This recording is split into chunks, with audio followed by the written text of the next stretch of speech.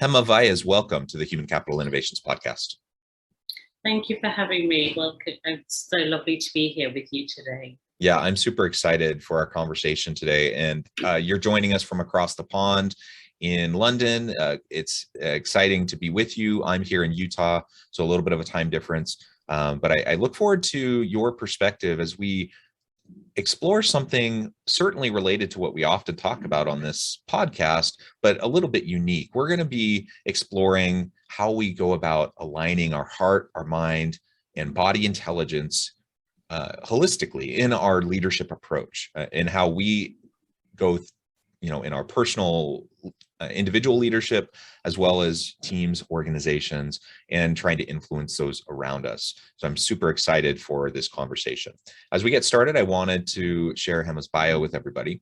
Hema Vyas guides the path to commercial success, evolutionary and exclusive leadership, well-being, and positive impact for independent startups, corporates, and diverse global audiences. The quantum intelligence of the heart and how that relates to evolving the human capital, the power of mentoring, and the whole picture of well-being are some of the types of things she explores. Purpose, relationships, learning for work and pleasure, contribution, meaning, all of this leads to the future of human capital strategies that is about personal and not just leadership development. So a wonderful background. I really appreciate the work that you do. Before we launch on anything else specifically you would like to share with listeners by way of background and personal context?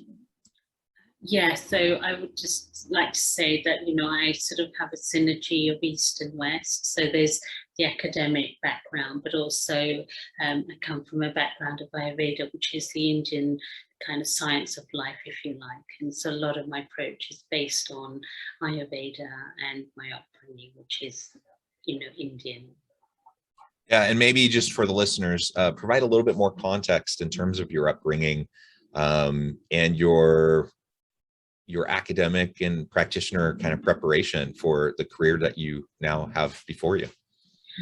Yes, so I was born into an Indian family. So my mum and all of her side of the family, she's got a big family, 9 brothers and sisters all together, and all doctors. And her dad was a doctor, and his dad, and so on and so forth. And she was one of the first women to qualify from an Ayurvedic school for girls. So that was quite wonderful, for me to follow in her footsteps, to be quite a sort of pioneer. I grew up in England, although I was born in Africa from an Indian background. And I grew up with Ayurveda as part of my natural way of being.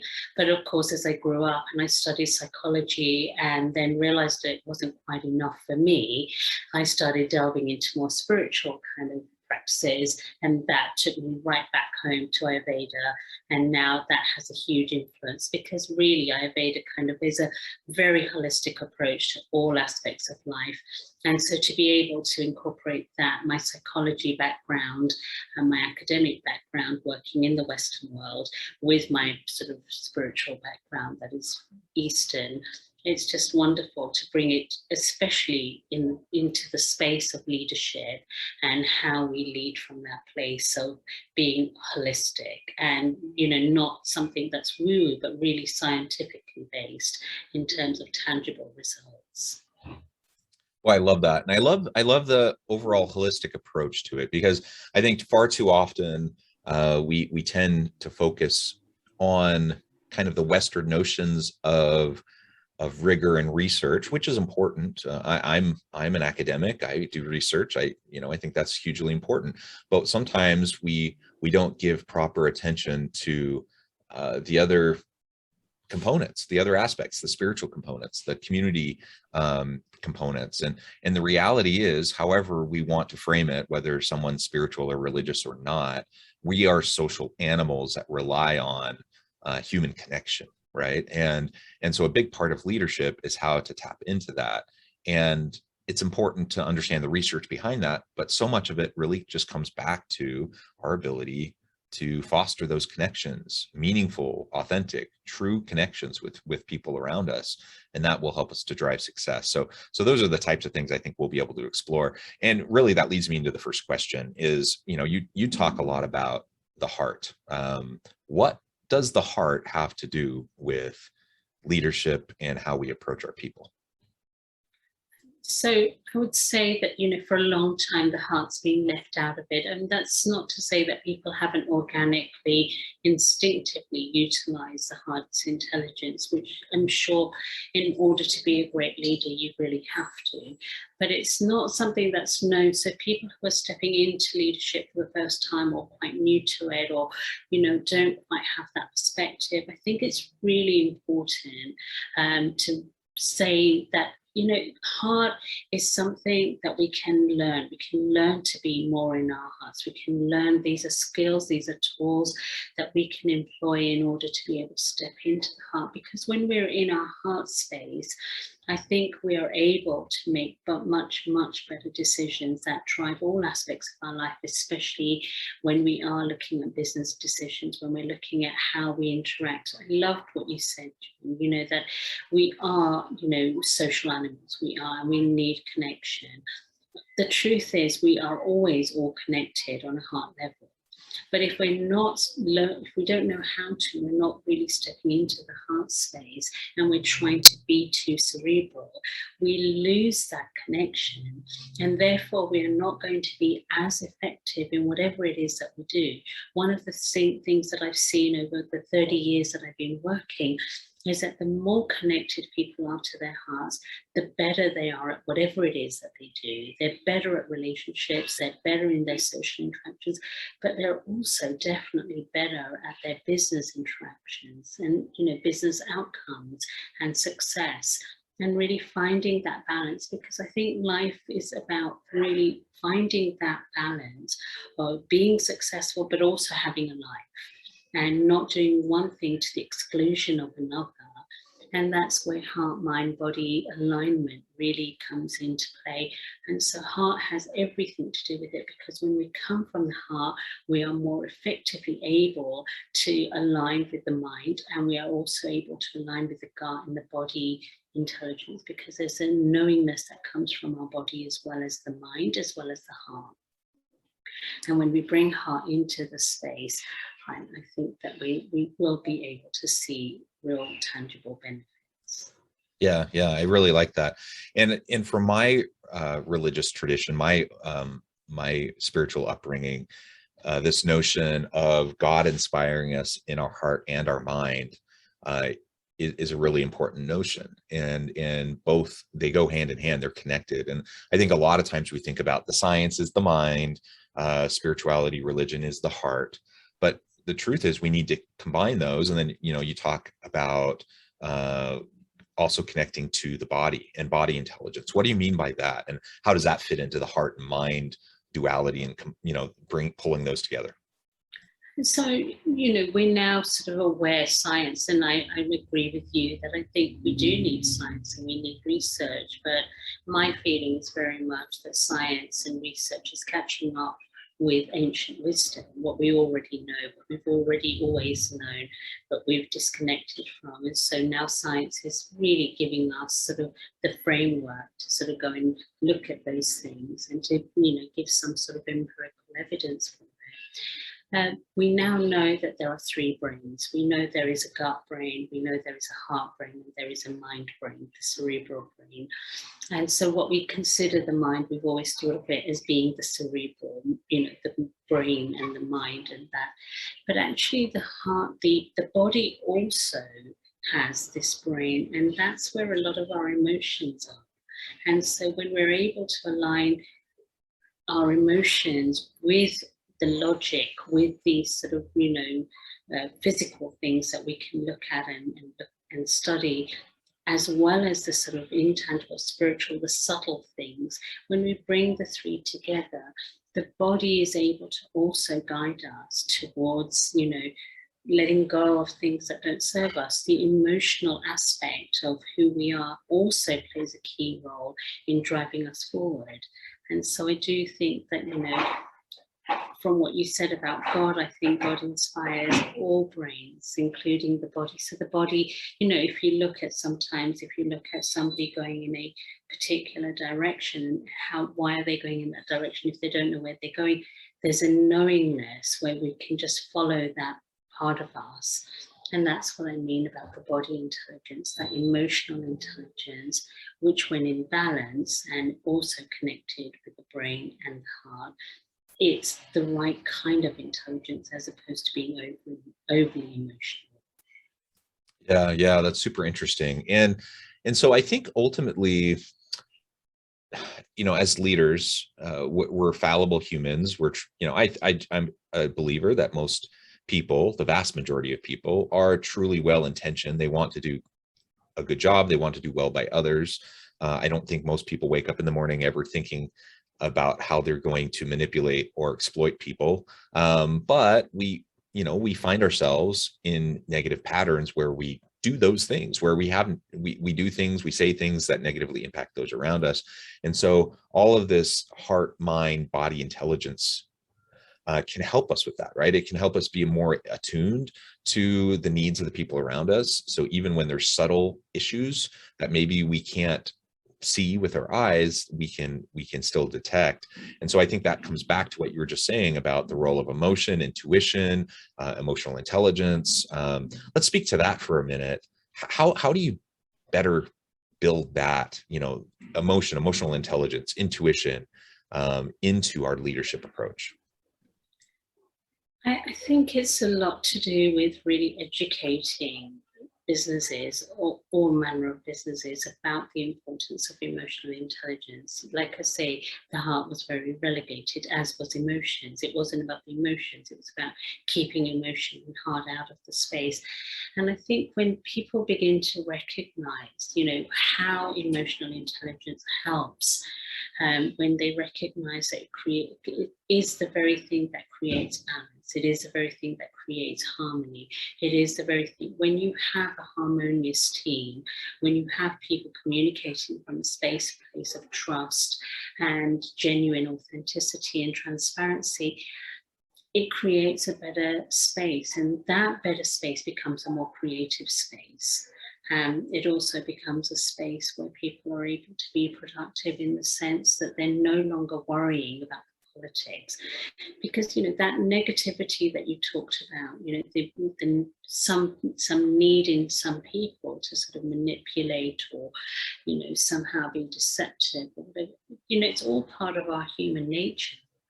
And from my perspective, what I've seen, over the years is that comes from a contraction. When there's a contraction in the heart, when there's fear, often people do it not because they're not good people, but they're afraid, and because they're not aware of that.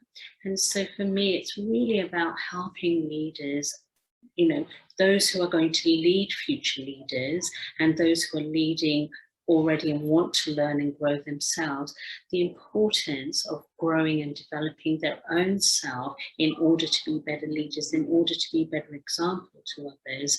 And if you are leading from that place of, example and showing these qualities, what I call qualities of the heart, then you're going to see how they respond to it. And there's a lot of research now that's saying, people respond to things like being respected, being asked their opinion, being, asked what they think about certain things, being included in the project, the overall project. The bigger an organization grows, for example, the more people get disconnected from the real vision. They just get caught up in their own little part of it. And a good leader is going to be able to bring in this level of awareness and recognize when somebody is feeling that disconnect and bring them back into the fold. And they are going to be that much more effective in whatever it is they're doing. Because again, we look for meaning in our lives, and that gives them meaning if they can see the bigger picture, if they can see what the end product is and what they're contributing to. And that is all part of the intelligence. Yeah. And really you just started speaking to, the significance of passion and purpose, meaning, fulfillment, right? Again, we are social animals. We are creatures that need and long for connection, meaning, purpose, fulfillment. And we live in a world that, despite all the social media, despite all the ways that we can connect and all the technologies that help us to connect, that people are feeling more and more isolated than ever.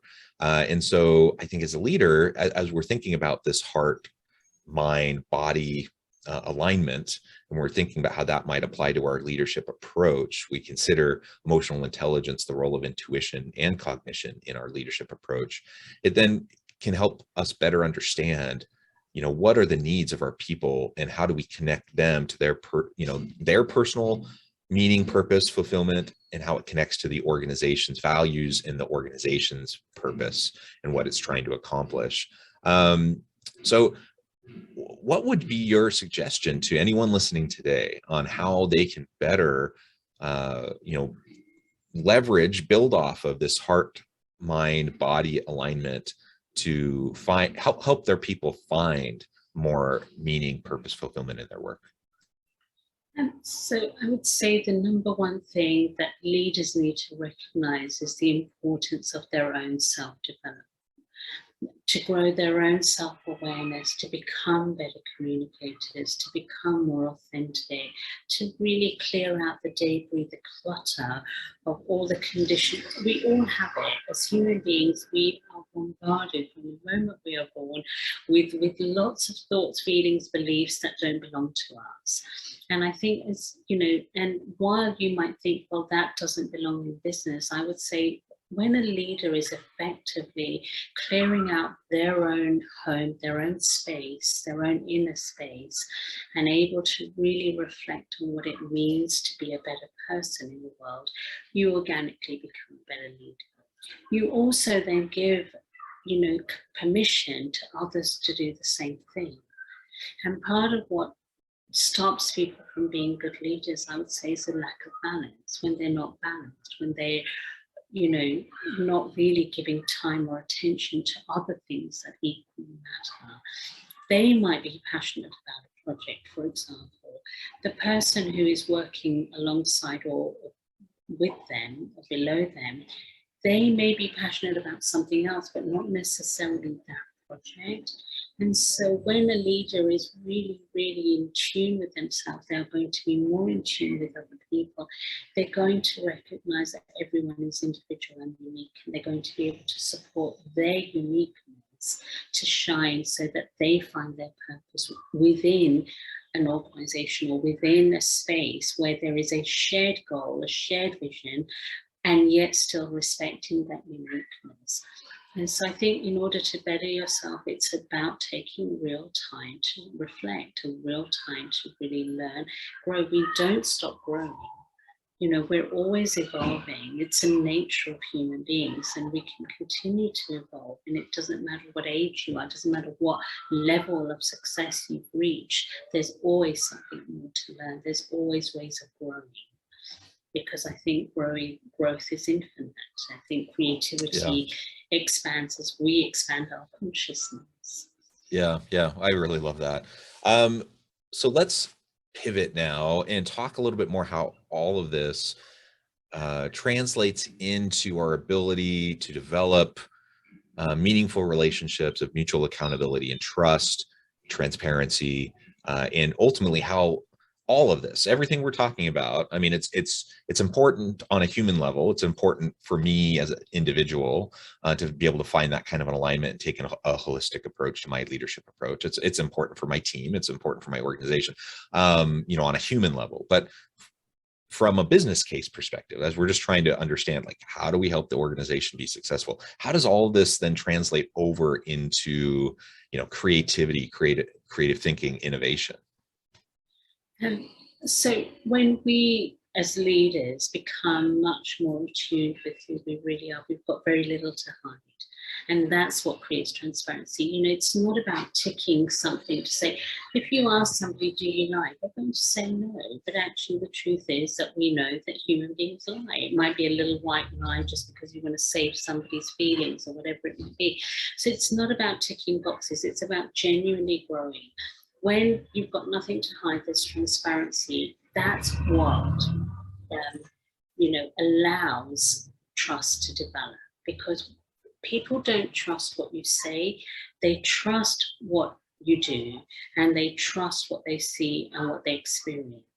But most importantly, I would say, when you really understand the heart energy, what they really ultimately trust is when there's a heart communication that is outside of words and that is outside of physical doing. When there is a genuine alignment with the truth of who you are and who you say you are and how you show up in the world, then your team and people around you, and that includes your bosses and the, everybody else around you, they all can tune into that and they can feel that. When there is that sense of harmony, when there is, that fosters like this real sense of everybody coming from that same space and place. And when they are able to be open and honest and transparent and trustworthy and trusting, then you're getting on with the work. You're able to actually get on with the work you're there to do. You're not worried about the politics. You're not worried, is that person going to go and stab me in the back? Is this going on behind my back? Are they talking about me? That sense of, that culture of trust and transparency, which is really top down, when the leaders are able to be that and encourage people to be that, then you can imagine that really what happens in the workplace is that they begin to thrive, because all they're doing is creating space to do the work they're there to do. All they're doing is really creating space to be more creative. Creativity comes out of a space where there's space. You cannot be creative when you're too busy thinking about things that take up your time and energy that you have no control over. So the less things that you have no control over, the better it is, the more creative you're going to be. And when you're creative, it's like a spiraling up. When you find that you've got that space and you're creative, you're so happy. That creates a wonderful feeling of trust again within, your team and the people you're working with, which then also allows you to be even more creative, which allows innovation. Because innovation can only happen when there's real safety and security in who you are and who you're with, and the fact that it is safe to be you in the world. You can't come up with something that's never been done before, never been said before, or never been experienced. If you can't come up with a new product unless you feel really safe in who you are and able to put it out to the world. And at the beginning, we know a lot of things, people reject. They go, oh, that'll never work. The internet, that'll never work, but it takes time for new innovation to grow. And I think that, heart leadership is definitely a way of really encouraging and cultivating that level of creativity in business, productivity in business, as well as innovation in business. Yeah. So the bottom line is it's the right thing to do in terms of the human perspective, just recognizing yourself and the people around you as innate human beings that have innate value, that we need to honor, that we need to respect, and from a organizational perspective, from a strictly business perspective and economic perspective, we can see when we take this kind of an approach, it allows us to better connect our people to their meaning and purpose. It creates and engenders and fosters this environment, a psychologically safe environment of trust and mutual accountability, which then leads to, it creates, like you said, it creates that space for people to be creative and to innovate and for more collaboration to occur. And all of that, of course, then drives better organizational outcomes. It drives new efficiencies, it drives new product or service offerings of the organization. It also helps to enhance and to increase the experience of workers in the workplace, so they're more likely to stick around and not leave the organization. So when you think you think about it from a people management perspective and turnover costs and those sorts of things. I mean, there's just so many bottom line benefits to organizations and leaders who take this kind of an approach. And it's not rocket science. It just takes, like you said, it takes some introspection. It takes some continual self-reflection to better understand how we can align ourselves, our body, heart, mind, in how we approach those around us. And when we do that, we model for them how to do it with their people, and the ripple effects can be can then be seen throughout the organization. So I think all of that is wonderful. We need to just start today. Like there's no recipe for this, but it just requires us to be deliberate, thoughtful, and to take the time to self-reflect and to consider how we can go about making these types of adjustments within our teams. Well, it has just been a real pleasure talking with you today. I know at the time it's flown by. I want to be respectful of your time and let you get off to your busy evening, I'm sure, there in London. But before we close, I wanted to give you a chance to share with listeners how they can get connected with you, find out more about your work, and then give us a final word on the topic for today. Oh, wonderful. So final word, thank you so much for that summary. That just sums it up so beautifully. And I think, I love what you said. There are so many, benefits to being like this. And so why not? And I do agree, we start today. It starts today, because when we really make that choice to be that mindful, heartful, conscious leader, then I think that everything else falls into place in terms of how we go about doing it. Because of course there is a how, and that's the most important thing, that we can learn these skills. We don't organically, innately know it. We can learn them, we can develop them. This is part of our own evolution. And so that's so important. And thank you so much for your time. I really appreciated it. And if people want to get in touch with me, I'd love it. My website is hemavyas.com. I am on social media, mainly LinkedIn. That's my preferred platform. So if they want to look me up, it would be wonderful to connect. Wonderful. Thank you so much. I encourage listeners to reach out, to get connected, find out more about what Hema can do for you, how she can help you and your team. And as always, I hope everyone can stay healthy and safe, that you can find meaning and purpose at work each and every day. And I hope you all have a great week.